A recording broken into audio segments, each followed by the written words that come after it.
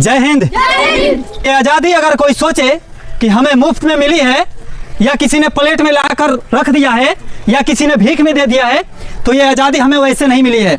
आप ही के जैसे मासूम बच्चे जिनका खून खौलता हुआ बाहर आया, जिन हालातों की वजह से वो रोने पे मजबूर हो गए थे, जिन हालातों की वजह से उनको मजदूरी का पैसा नहीं मिलता था, और हमारे समक्ष दो विकलांग व्यक्ति हैं, धोती लपेट करके अपने कंधों पे अपने कमर में लाठी उठाकर देश को आज़ाद कराने का काम किए। फांसी के फंदे पर झूल गए। अगर शायद वो नहीं हुए होते तो आज भी हमें उन अंग्रेजों का गुलाम बना रहना पड़ता।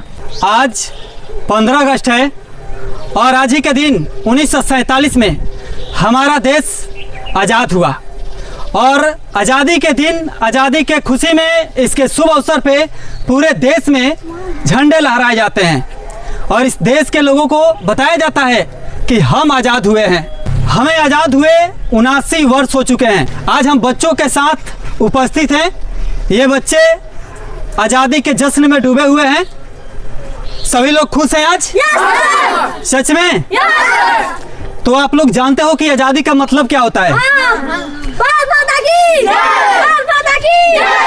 हमारे देश के ऊपर जो अंग्रेज थे, ब्रिटिश लोग अधिकार कर लिए थे और हमें क्या क्या तंग कर रहे थे।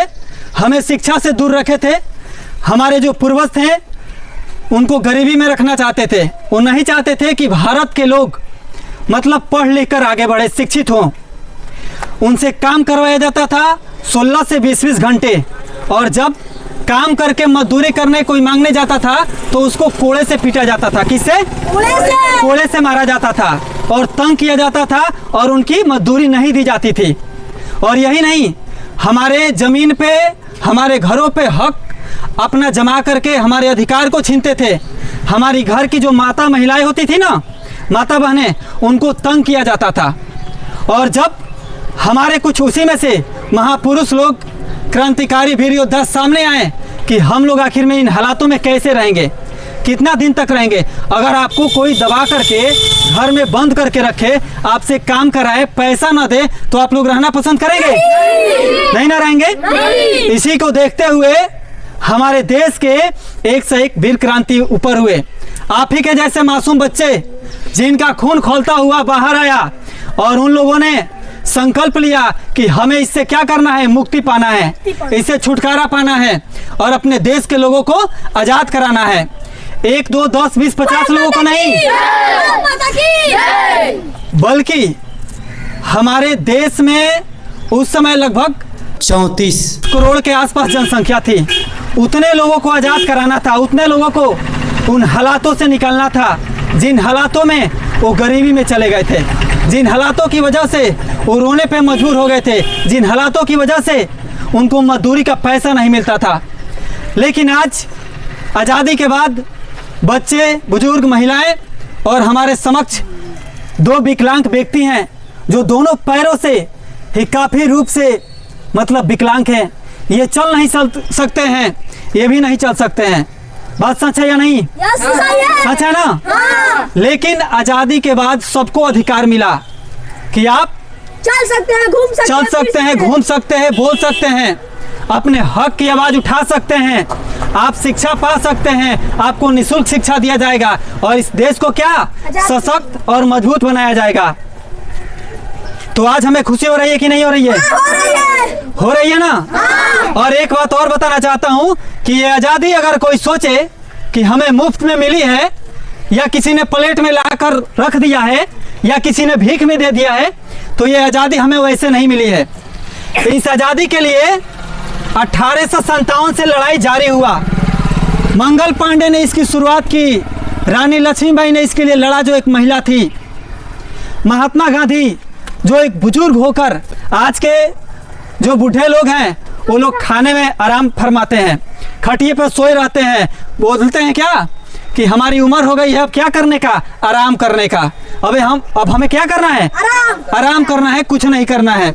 लेकिन वो एक ऐसे बुजुर्ग थे, धोती लपेट करके अपने कंधों पे, अपने कमर में लाठी उठाकर देश को आज़ाद कराने का काम किए।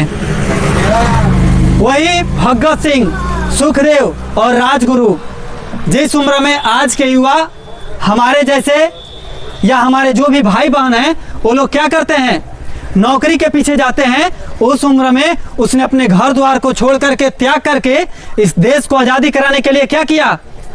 फांसी के फंदे पर झूल गए। किस पे झूल गए? फांसी के फंदे पर। उनके जैसे 1, 2, 10, 20, 50, 100, 1000 नहीं, बल्कि लाखों लोगों ने इस आज़ादी को पाने के लिए अपनी जान की कुर्बानी दे दी। और आज भारत माता की, भारत माता की। और आज उनके ही खून के बदौलत इस मिट्टी को सींचा गया है। तब हम आकर इस ऐश आराम से इस देश के अंदर घूम रहे हैं, चल रहे हैं, किसी से बात कर रहे हैं, किसी के समस्याओं को सुन रहे हैं और अच्छी शिक्षा पा रहे हैं।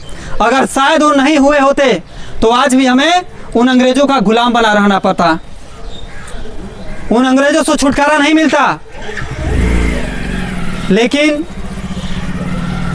हम कहना चाहते हैं कि अगर हमें आज़ादी मिली है तो इस आज़ादी को बर्बाद नहीं करना है। अब हमें क्या करना है? शिक्षा पाना है। शिक्षा पाना है। क्या करना है? शिक्षा पाना है। सभी लोग ईमानदारी से पाएंगे ना? अपने कर्तव्यों को निभाएंगे ना? डेली स्कूल जाएंगे? अपने माँ बाप का कहना मानेंगे? किसी भी तरह से स्कूल हो, घर हो या कोई भी स्थान हो, नुकसान नहीं ना पहुंचाएंगे? नहीं पहुंचाना है। अगर कोई कचरा कर रहा है, कचरा फैला रहा है या किसी चीज को तोड़ रहा है, फोड़ रहा है तो क्या करना है? रोकना है। रोकना है, मना करना है, बचाना है।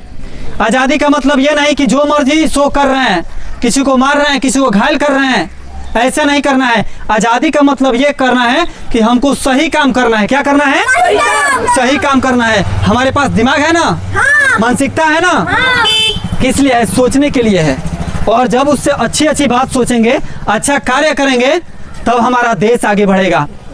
अगर आपके दादाजी आपको साइकिल खरीद के दे दें, आपके पापा जी साइकिल खरीद के दे दें, तो हम क्या करेंगे? पापा जी खरीदें तो साइकिल को तोड़ देंगे? नहीं ना तोड़ेंगे। ठीक उसी प्रकार अगर हमारे महापुरुषों ने, नए वीर योद्धाओं ने जो हमें आज़ादी देकर चले गए हैं, अब हमें क्या करना है? इसकी रक्षा करना है। क्या करना है? रक्षा करना है। और इसकी रक्षा तभी हो सकती है जब हम लोग सत्य रूप से, निष्ठा पूर्वक होकर स्वतंत्र रूप से ईमानदारी से काम करेंगे। क्या करेंगे? ईमानदारी से काम। ईमानदारी से काम करेंगे। अपनी ईमानदारी कब निभाएंगे? जब हम अपने माँ बाप के कहना को मानेंगे, तब ईमानदारी होगी। जब हम हर दिन स्कूल जाएंगे, पढ़ लिख कर अच्छे कार्य करेंगे, तब ईमानदारी होगी। होगी ना? तो सभी लोग बोलेंगे भारत माता की, भारत माता की। इनकलाब, इनकलाब। भगत सिंह, भगत सिंह, चंद्रशेखर आजाद, चंद्रशेखर आजाद, महात्मा गांधी, महात्मा गांधी। जय हिंद, जय हिंद।